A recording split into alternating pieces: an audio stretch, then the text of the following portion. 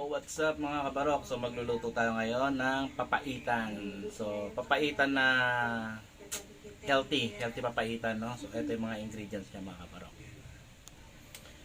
So ayan, nag-chop na ako ng bawang, sibuyas, tsaka kamatis. So magigisa tayo.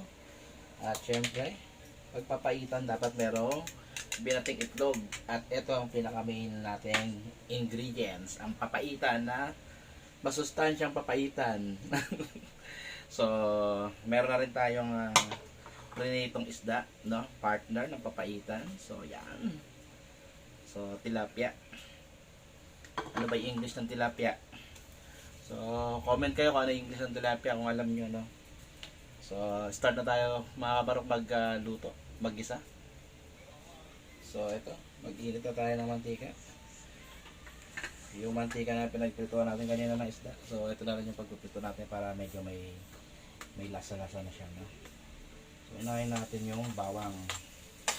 So pag ako gigisa, inuuna ko talaga guys yung bawang, no? Tapos pag medyo niluto na ng konti, sunod natin yung sibuyas, no? Kilong sibuyas. Igisa lang natin to. At kapag medyo lumabas na yung aroma, saka natin isusunod yung kamatis. So ayan, medyo tusta na rin yung bawang ng konti at yung sibuyas medyo ganda na yung pagkaluto. Lapag na natin yung kamatis. Isang puno ng kamatis. So pakatasin lang natin ng konti yung kamatis.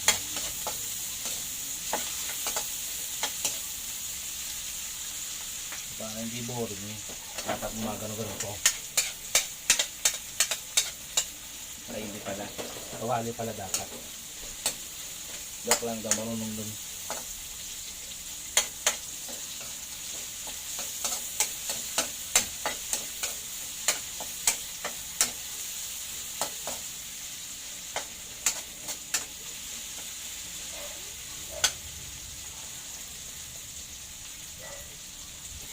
So pagkatapos ilagay na natin itong main ingredients natin, yung ating papaitan. So papaitan yan.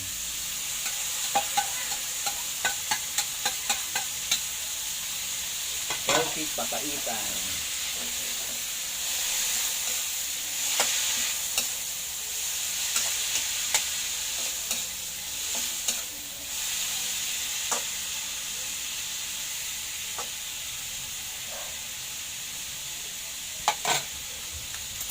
So, maglagay tayo ng oyster sauce.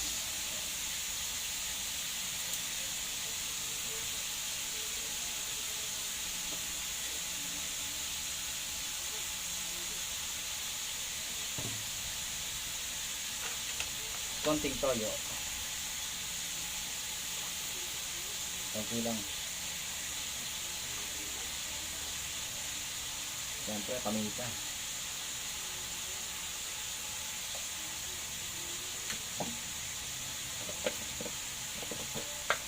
Asin, isang lakot na asin, pansahan lang.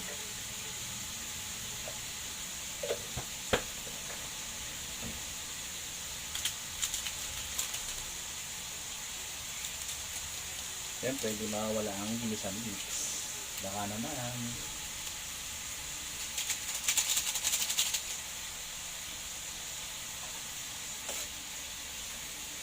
Inuuna natin ng konti.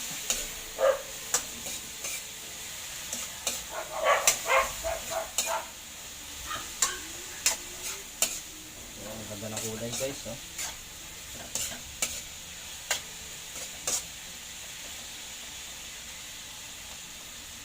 So, look at that. Ganda na kulay mga barok. Yummy. Tapos yung ating binatang itlog, isang tray na itlog na binate.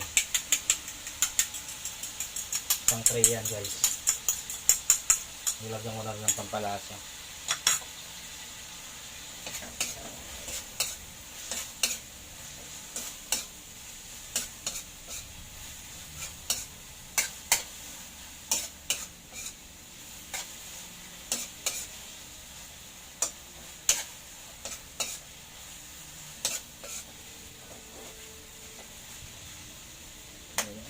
Hintayin lang natin maluto ng konti and then okay na yan.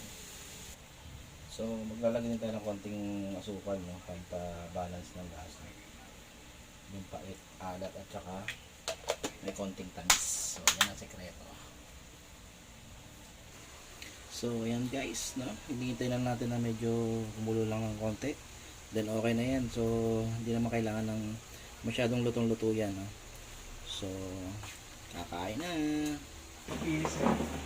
So yun na nga guys, luto na ang ating papaitan. So yan, papaitan. Siyempre, di mawawala yung kanyang pulutan. Yung kanyang kasama, partner in crime, so tilapia. So kain na tayo guys, salamat.